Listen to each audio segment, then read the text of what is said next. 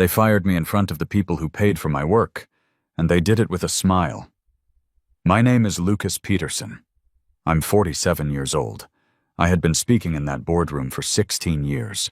Quarterly reviews, crisis calls, emergency patches at 3 a.m. when the payment system decided to hiccup.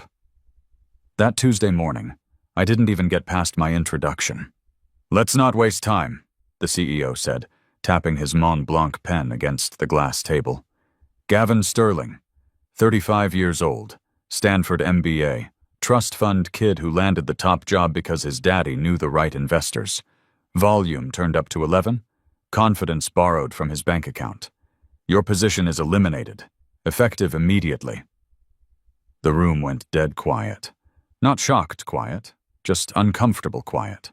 Like someone had mentioned politics at Thanksgiving dinner. I looked around the table at faces I'd known for years. Head of finance stared at his iPad like it held the secrets of the universe. Legal pretended to study her notes. 2 investors from Dallas sat at the far end, hands folded, watching this whole thing like dinner theater. Gavin leaned back in his chair, probably practicing his power pose. "Frankly, Lucas, you and that ancient code are holding us back. We're done dragging dead weight into the future. 16 years reduced to dead weight, just like that." I didn't argue.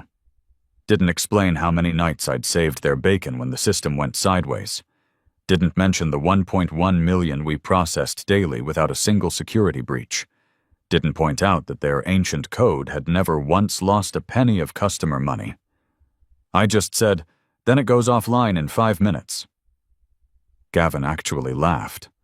One of those short, sharp barks that rich boys make when they think someone's bluffing. "Excuse me?" "You might want to explain that to the investors," I continued, keeping my voice level.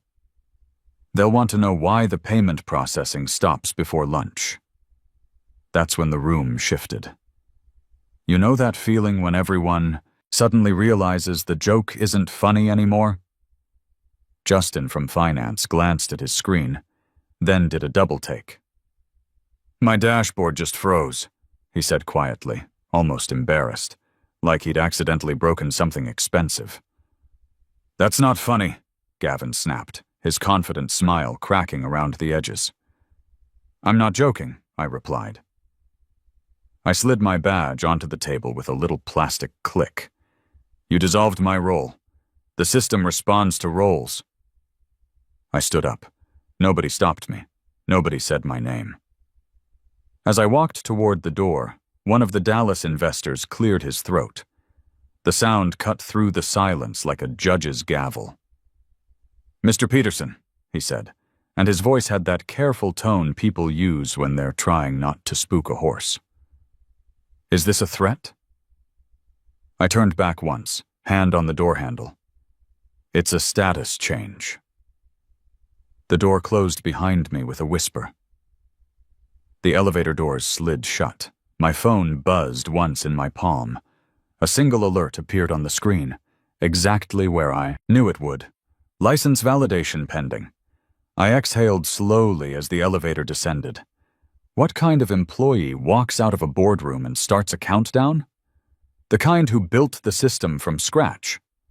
The kind who owns the intellectual property. The kind who's tired of being called ancient by kids who think GitHub is a programming language and believe legacy code means old and bad instead of tested and proven. See, here's what Gavin and his shiny new team never bothered to learn. When I started at TechFlow 16 years ago, there was no system. There was a spreadsheet and a prayer. I built that payment processing backbone from the ground up, registered the patents under my own company, and licensed it to TechFlow because, honestly, I liked the work and they treated me right. Back then. The elevator hit the lobby, and my phone was already in my hand. No shaking, no hesitation, just muscle memory from 16 years of managing what everyone else took for granted. License control panel, control. Primary environment, validation shift, pending. I tapped once. A message appeared at the top. Restricted operational mode initiating. Not a shutdown, not sabotage, not some dramatic explosion that would hurt innocent people. Just a pause. A gentle reminder of who actually owned what. The company was still breathing above me, still moving, still assuming they controlled something they'd never bothered to understand. My phone buzzed again. Justin from finance. Hey, quick question. My reports are stuck loading. Is this part of some system update? I didn't answer. Another buzz. System alert. Transaction processing queue expanding. Retry loop engaged. They'd never owned the system. They owned the office lease, the fancy Herman Miller chairs, the authority to hire and fire. They owned the logo on the building and the coffee in the break room. They didn't own the backbone that kept their entire business running. That belonged to Peterson Technologies LLC, incorporated in 2008, 3 years before TechFlow even existed. The elevator opened onto the lobby, and I walked past the reception desk. The security guard, Ryan, nice guy, always asked about my weekend, nodded like it was any other day. Past the worried-looking people who were starting to check their phones, past the front desk where the receptionist was frowning at her computer screen. My phone rang as I pushed through the glass doors into the Austin heat. The Texas sun felt good on my face. Real good. Lucas? Gavin's voice was tight when I answered. Different tone now. Not the boardroom voice. Whatever you think you're doing, you need to undo it. Now. I didn't break anything, Gavin.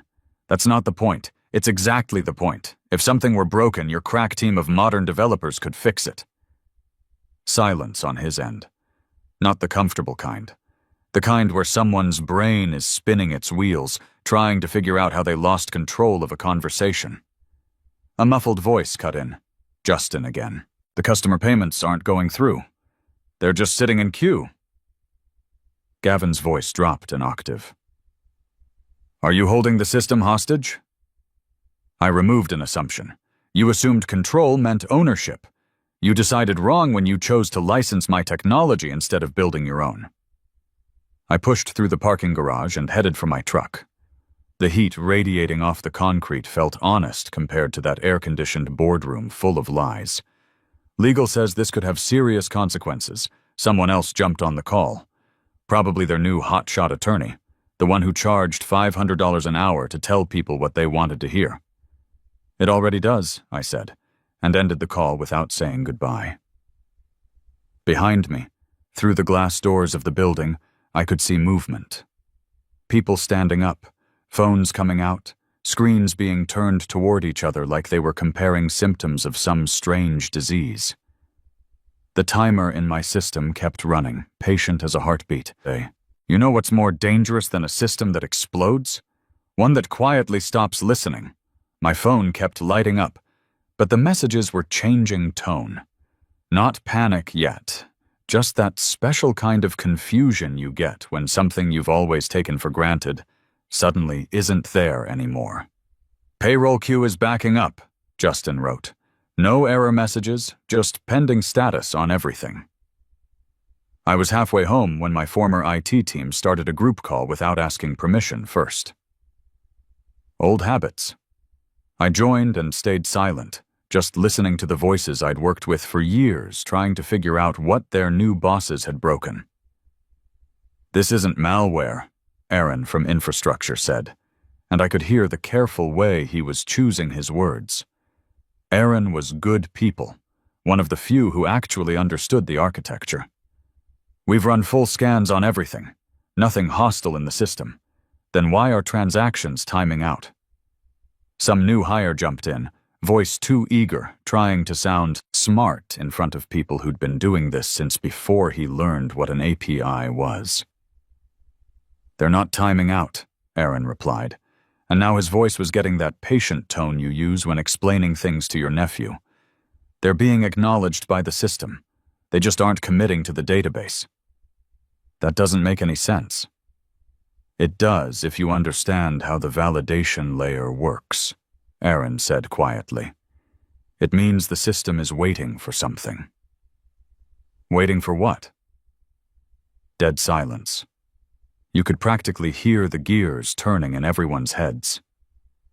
Another alert slid across my phone screen. Email server queue exceeding normal parameters. Retry escalation in progress. I muted my line and just listened. In the background, someone else joined the call. Gavin's voice cut through the static, trying to sound controlled, but with that edge that meant he was starting to sweat. This is just transitional friction, he announced to the group. We warned everyone there might be legacy system quirks during the modernization process. An unfamiliar voice replied. Older, measured, with the kind of authority that comes from writing big checks. One of the Dallas investors. My reporting dashboard hasn't updated in 35 minutes. That's being addressed as we speak. How? Your technical team says nothing is actually broken. Exactly, which means whatever this is, it's temporary. Aaron cleared his throat. Temporary issues don't usually ignore administrative overrides. Thick silence followed that observation, the kind where everyone suddenly realizes they're in deeper water than they thought. Another message appeared on my phone. Internal billing system stalled. Manual override rejected. Gavin came back, and now his voice had that sharp edge people get when they're used to money solving their problems, and it suddenly stops working. Who still has legacy system access? No one spoke up. Smart move. I asked a question. Answer me. A quiet voice from legal finally responded. Technically, Gavin, the core validation layer has some external dependencies we're still mapping. External dependencies? Now the investor was paying attention. What kind of external dependencies? We'll discuss the technical details later, Gavin said quickly. The important thing is, we might not have a later, the Dallas investor cut him off. If our invoices don't post today, my partners are going to start asking uncomfortable questions. I ended the call and sat in my truck outside my apartment. The company wasn't falling apart, exactly. It was more like watching someone try to drive a car after cutting the brake lines. Still moving forward, but good luck when you need to stop. Another alert confirmed what I already knew. Authorization request denied. Reason: permission source unverified. The system hadn't stopped working. It had just stopped listening to people who never actually owned it in the first place. What happens when trust fund kids inherit power they never earned? They assume it comes with an instruction manual. 2 hours later, the announcement hit the company-wide email list. I still had access because, honestly, nobody had thought to remove me yet. These things take time when you're busy panicking. Introducing our platform modernization team, it read. 5 names, all under 30. All with those LinkedIn headshots where everyone's trying to look serious and innovative at the same time. Titles that sounded impressive and meant absolutely nothing. I joined the internal video stream out of pure curiosity. Sometimes you just have to watch the train wreck happen. Gavin stood at the front of the conference room, voice bright with that rehearsed confidence that comes from expensive media training. We're moving away from legacy thinking, he said, clicking to a slide that probably cost more to design than most people make in a month. Toward speed, clarity, and true innovation. Up came a slide with my system diagrams on it. Same architecture, same security protocols, same fail-safes I'd designed.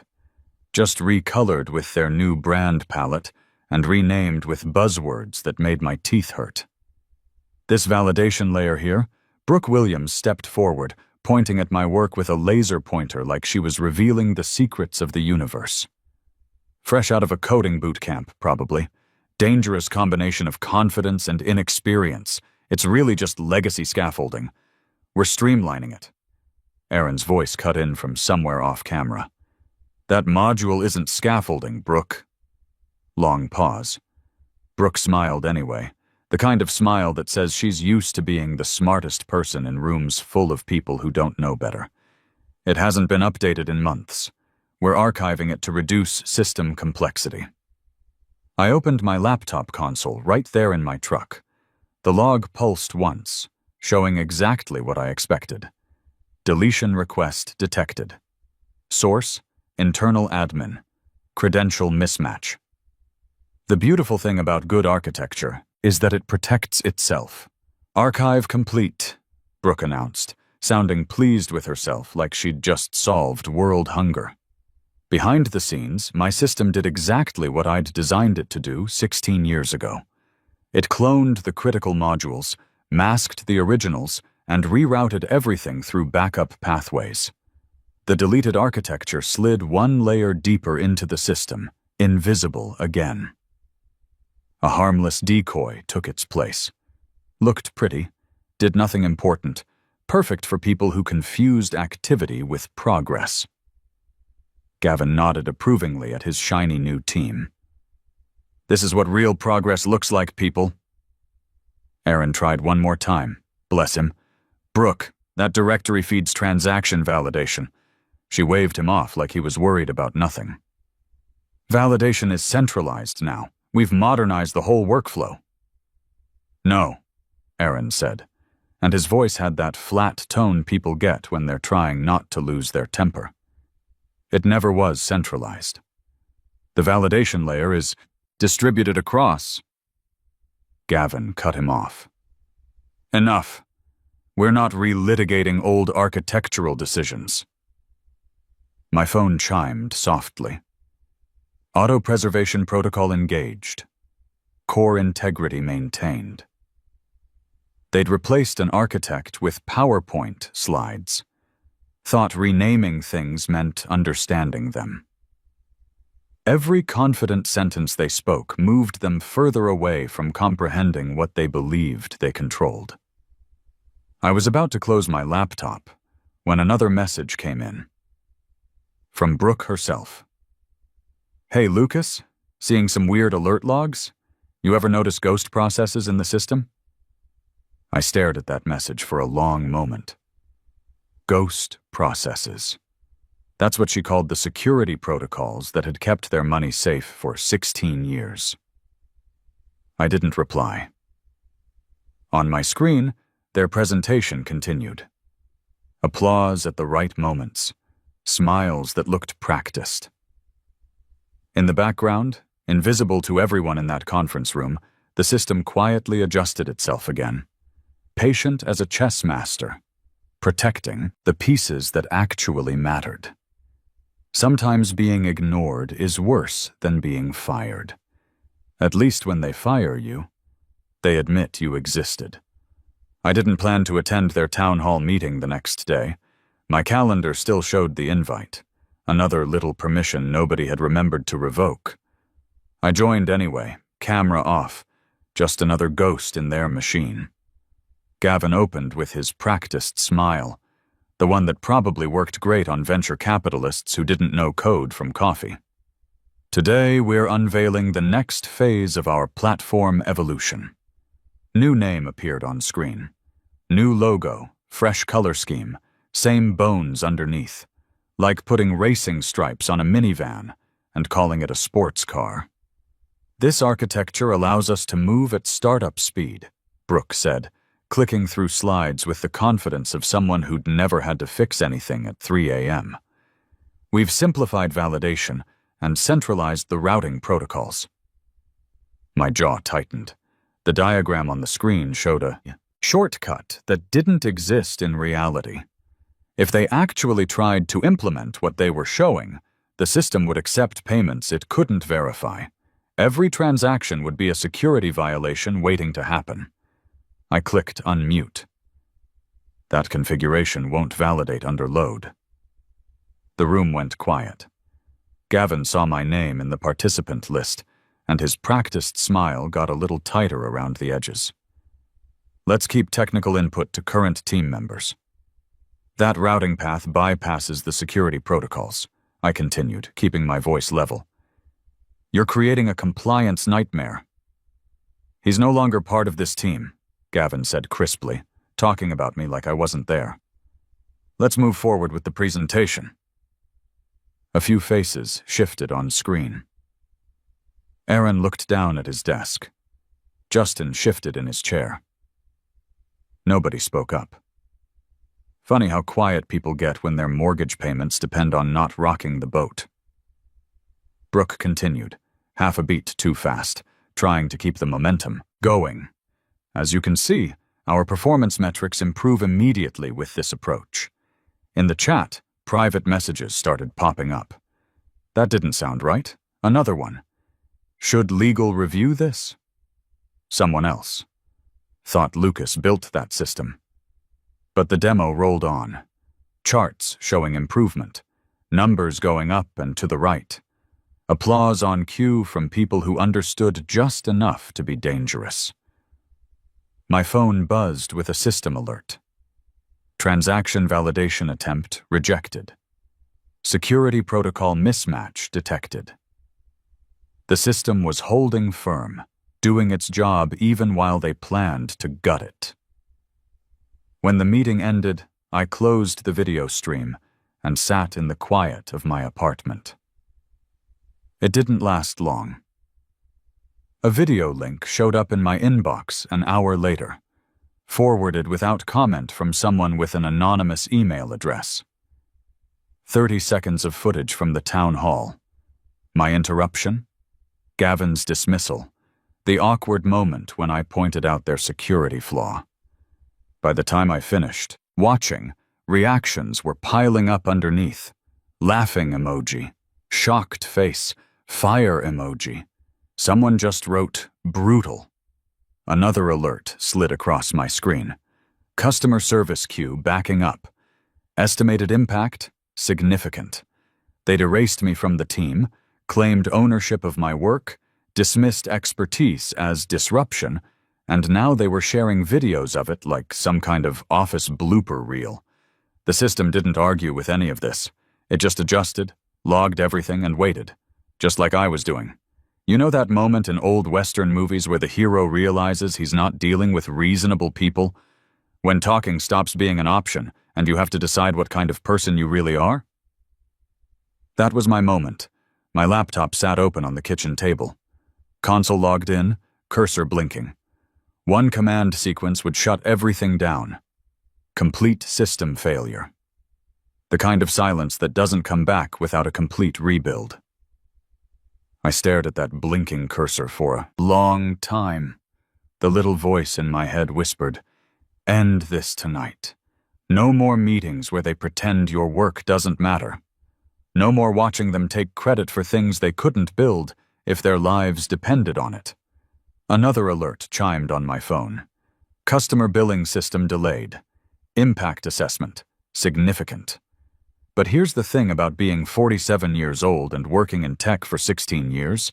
You learn the difference between justice and revenge. Justice protects people. Revenge just makes you feel better for about 5 minutes. My phone rang. Aaron's name on the screen.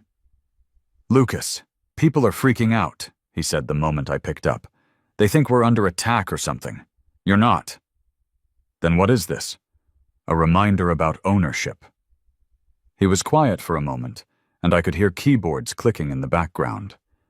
"They're talking about blaming you, saying this is sabotage." "Of course they are. It's easier than admitting they never understood what they were managing." "Lucas," Aaron's voice got careful. "Did you do this to hurt us? The regular employees, I mean?" I closed my eyes. Aaron was one of the good ones. Had a wife, 2 kids, probably worried about his mortgage like everyone else. I did this so they'd stop pretending they owned something they licensed. The employees will be fine. It's the management that's about to learn some expensive lessons.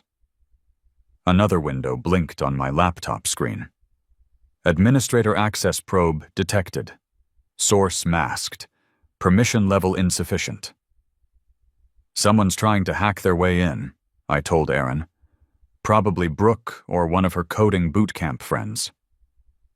Can they get in? Not without my permission. That's kind of the point. I hung up and watched the security logs populate. More attempts, clumsier each time.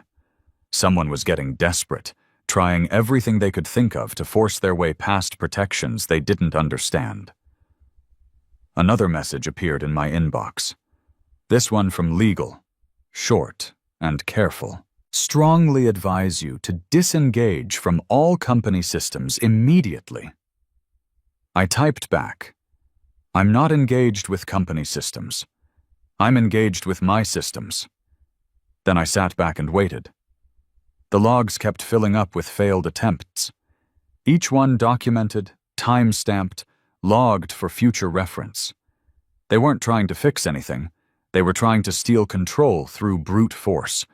The difference between those two approaches would matter very soon.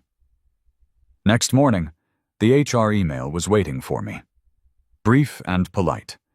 Please arrive at 10 a.m. for asset recovery. Security will assist with the transition. Asset recovery. Like I was some kind of security risk, instead of the guy who'd built everything they depended on. The guard who met me in the lobby introduced himself as Ryan. Nice enough guy, probably just doing his job. We'll make this as smooth as possible, he said as we rode up in the elevator. My personal belongings won't cause any trouble, I replied. My old desk looked smaller than I remembered. Someone had already put a cardboard box on my chair and cleared out most of the drawers. A few personal items remained. Coffee mug with a chip in it, 2 notebooks, a picture frame face down like they didn't want to see what was in it. Ryan stayed by the elevator, trying to look professional, while obviously feeling awkward about the whole situation. Take whatever time you need, he said. I opened the bottom drawer, the one that always stuck. A folder slipped forward, edges yellowed with age. My handwriting on the cover. Core Payment Architecture. Initial Design. Inside were the original diagrams. Hand-drawn flowcharts, security protocols, system requirements. All in my handwriting. All dated 2008. All signed with my name and the Peterson Technologies LLC logo. Is that company property? Ryan asked, probably following some script they'd given him. This folder predates TechFlow by 3 years, I said, holding it up. I designed this system before they even existed as a company. My phone buzzed with a legal notice. More accusations. Disruption of business operations. Demands to restore full system access. Threats of prosecution for sabotage. I forwarded everything to my attorney and called her from the hallway. They're escalating, I said when she picked up. Good. Let them. They're demanding you restore access to something they never owned. Send me all your documentation. How much trouble am I in? She laughed. Lucas, they picked a fight they can't win. If they want to make this legal, they'll have to prove ownership, and they can't prove what doesn't exist. An hour later, my phone rang again. Different voice this time. Calm, measured, expensive. Mr. Peterson? This is Bradley Coleman from Meridian Capital Group. I represent the primary investors in TechFlow. I know who you are. Then you know why I'm calling. We need clarification on the core system ownership. What kind of clarification? Is the payment processing system proprietary to TechFlow Solutions? No. Is it licensed from an external entity? Yes. Peterson Technologies LLC. That's my company. Long pause. This contradicts what we were told during due diligence. I imagine it does. We're going to need comprehensive documentation. You'll have it by 2 p.m. Messages started stacking up after that. Careful language from lawyers who suddenly realized they were on the wrong side of a contract dispute. Board requesting emergency session. Immediate clarification needed. Please confirm availability for discussion. Gavin tried calling. I let it go to voicemail. My attorney texted, Documentation package delivered. Board meeting scheduled for tomorrow morning. They can't ignore this. That evening, I got a call from Nicole Martinez. Small company in Dallas, growing steady, building systems the right way. We heard you might be available, she said. We document everything, respect intellectual property, and we don't fire people for being right. What do you need? What do you? Someone who understands that good architecture is worth more than flashy presentations. I joined them the following Monday. We rebuilt their payment system in daylight, with proper contracts, clear ownership, and mutual respect. When something broke, we fixed it together. When someone had a good idea, we listened. 3 months later, TechFlow folded. Turns out investors get nervous when they discover the foundation of a company belongs to someone else. Gavin's next startup lasted 4 months before the funding dried up. Some lessons cost more than others. Me?